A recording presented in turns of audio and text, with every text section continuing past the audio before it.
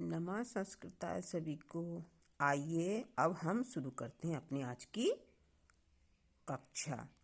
हम पढ़ रहे थे कक्षा 6 का तृतीय पाठा अस्माकं परिवेश। ये हमने पूरा कर लिया था। अब हम इसके शुरू करते हैं अभ्यास कार्य। देखिए अभी अभ्यास कार्य दे रखा है। इसमें सबसे पहला है उच्चारणं कुरुत पुस्तकायां च लिखत। उच्चारण करते हुए और पुस्तकों में लिखिए। ठीक है, उच्चारण करिए और पुस्तिका में लिखिए। क्रीड़ा क्षेत्रम, खेल का मैदान। शिक्षायै, शिक्षा के लिए। गुंजनम, गुंजन। उत्साहेन, उत्साह के साथ। पुस्तकेभ्यः, पुस्तकों के लिए। अस्वस्थ पीपल का वृक्ष। ये आपको पुस्तक में अपनी पुस्तिका में लिखना है। अब हम आगे देखते हैं। आगे हमारा दिया हुआ है एक पदेन उत्तरत। एक पद में उत्तर दो। का है हमारा बालका के क्रीडंती। बालक किससे खेल रहे हैं? इसमें आएगा कंदुकेन। बालक कंदुकेन क्रीडंती। छात्रा किमर्थ विद्यालयं गच्छन्ति।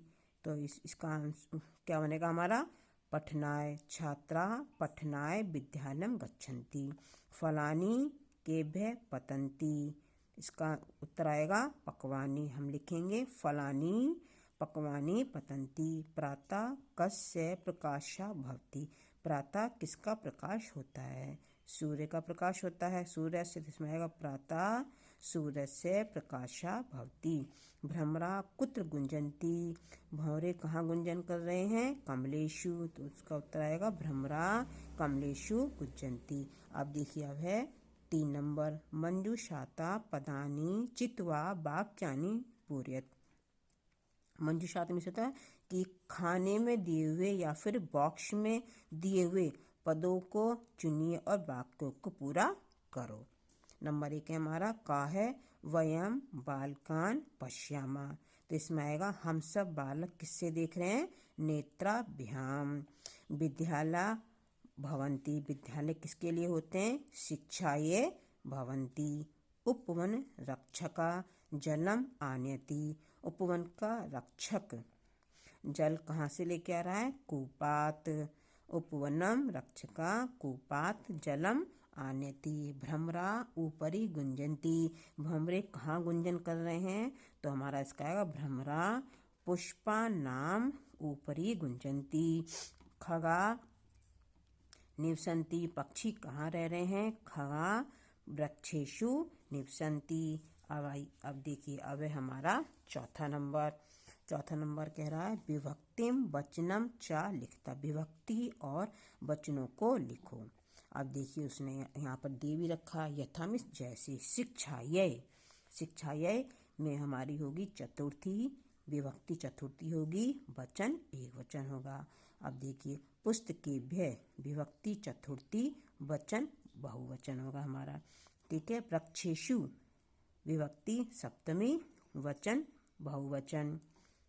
कुष्मानाम विभक्ति षष्ठी। वचन बहुवचन। कंदुकेन विभक्ति तृतीया। वचन एक वचन। सहचरे विभक्ति तृतीया। वचन बहुवचन। अब देखिए अब देखते हैं नंबर अपना 5। कोष्ठात उचित पदानि चित्वा वाक्यानि पूरयत। कोष्ठक से उचित पदों को चुनकर वाक्यों को पूरा करो। वयम चित्राणि पश्यामि। हम चित्र किससे देखते हैं? तो वयम नेत्राभ्याम चित्राणि पश्यामः। ते विद्यालयं गच्छन्ति। ठीक है, हम सब विद्यालय किसके लिए आते हैं? ते शिक्षायै विद्यालयं गच्छन्ति।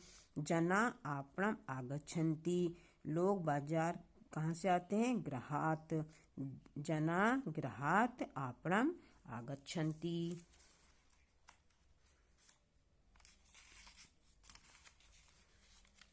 अब देखिए हम इधर देखते हैं।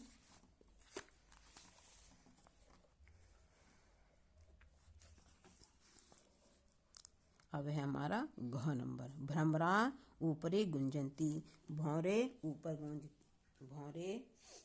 भौरे ऊपर किसके ऊपर गूंज रहे हैं? पुष्पाणाम। भ्रमरा पुष्पाणाम ऊपरी गुंजंती। फिर हमारा खाली स्थान है ये। पक्वानी फलानी संति, पके हुए फल कहाँ पर हैं? वृक्षेषु। वृक्षेषु पक्वानी फलानी संति। अब है 6 नंबर। रेखांकित शब्दानाम विलोम पदम मंजूषायाम लिखित। रेखांकित पदों के विलोम शब्द मंजूषा में होता है, इस खाने में या कॉलम में लिखो। अत्र बालका दुखेन धावंती, दुख का हमारा विलोम शब्द क्या होगा? सुख। क्या बनाएंगे? सुखेन। बालिका अपि उत्साहेन क्रीडंती, तो उत्साहेन का क्या बनेगा? निरुत्साहेन या फिर अनुत्साहेन। निरुत्साहेन भी कर सकते हैं, उत्साह का अनुत्साहेन भी कर सकते हैं। बालक मंद स्वरेण गीतम गायती, बालक मंद स्वर में गीत गा रहे हैं, तो मंद का क्या हो जाएगा हमारा विलोम शब्द? तीव्र। ठीक है, तो ये हमारा हो गया तीव्र। तीव्र स्वरेण गीतम गायती। प्रातः काले वयम उद्यानम गच्छामः, तो प्रातः काल का क्या होगा हमारा? सायंकाल। तो बनेंगे सायंकाले वयम उद्यानम गच्छामः। अब आइए नंबर 7 देखते हैं।